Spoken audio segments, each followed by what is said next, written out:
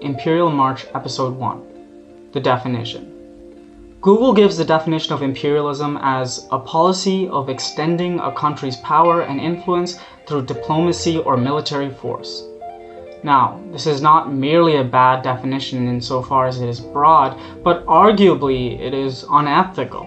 It justifies and neutralizes all actions of aggression as equal, thereby equating extensions of power for defensive purpose as the same as those for purposes of capital extraction.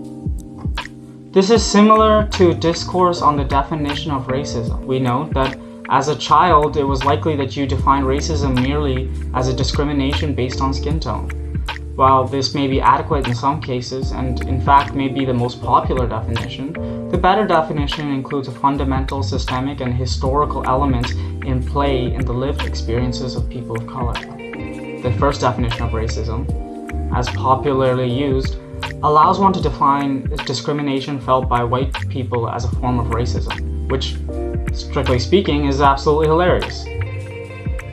While the second definition recognizes the nuance of how colonialism, the Atlantic slave trade, economics, laws have affected indigenous, black, and other POC. This definition, more essence, catches the tensions and oppressions felt while also allowing one to navigate the world with better grace. In the same way, the Google definition of imperialism allows you to suggest that merely any invasion of one country to another is imperialism. This is specifically true when we observe the case of Russia and China, where multiple allegations by well-meaning people posit them as both imperial. Now, regardless of your specific thoughts on their actions, the difference between the actions of America, British, French, and Canadian forces are huge compared to those of Russia and China. You can see this even at a cursory glance. For example, why were all eyes on Russia during the 2022 crisis while little to no attention was paid to the fact that Americans bombed Somalia during the same time? You can see it in the amount of bases in external countries, namely that the US has 800 bases outside America, while China has 1 outside China. Let's come back to these differences in a second. First, let's get a proper definition of imperialism. The shortest and most succinct definition given by Lenin is the monopoly stage of capitalism. Lenin goes on to outline these specific points that are more explicitly characterize imperialism.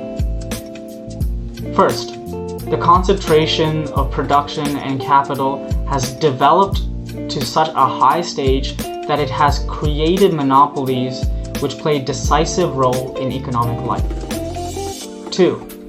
The merging of bank capital with industrial capital and the creation on the basis of finance capital of a financial oligarchy.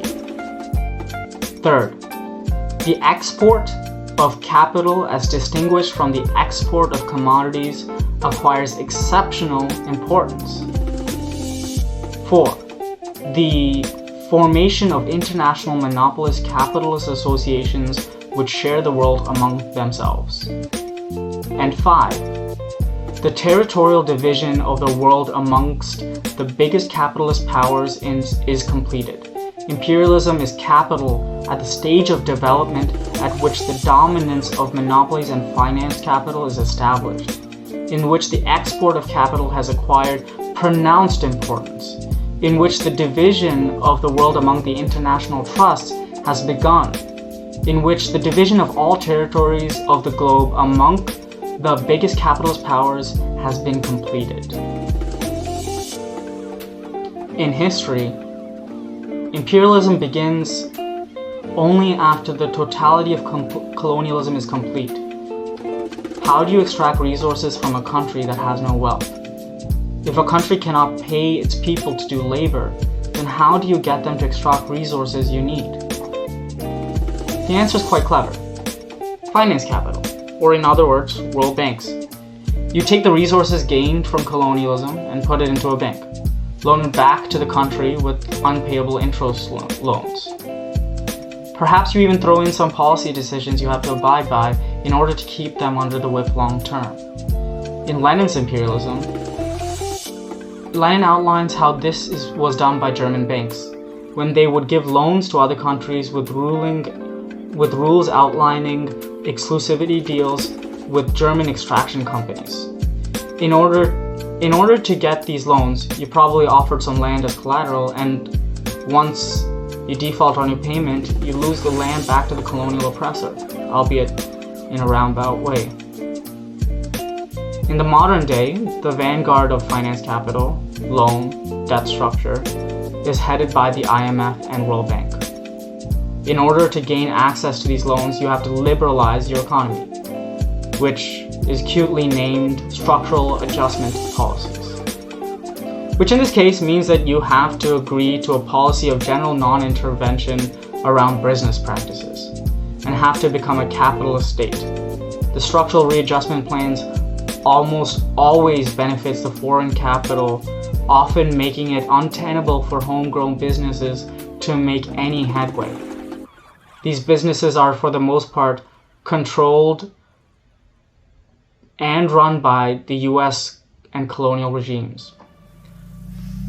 Now, what happens if you refuse to pay or relapse on structural readjustment, or don't even play exactly how you want them to?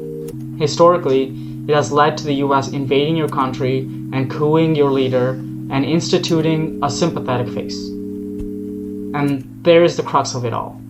All this careful planning and careful nudging comes at the end of a gun barrel. The threat of violence is an open secret.